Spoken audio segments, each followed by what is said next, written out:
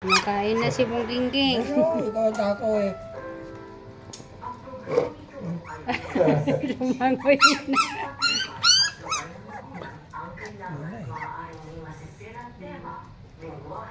Lalo ulit yun. Yan, kain na kayo. Sabi niya maasim man. Buti pa yung kanina eh. Matakas siya, ayaw na. Tubig lang eh. Tubig lang kanina eh. Hindi naman masyado maasim yan.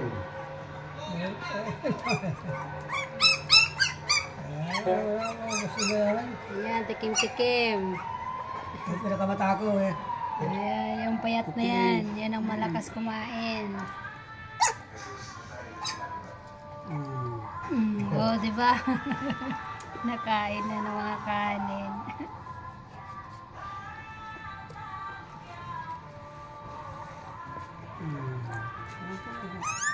Pag naubos yung sabaw na yan, hindi na kayo magbibig.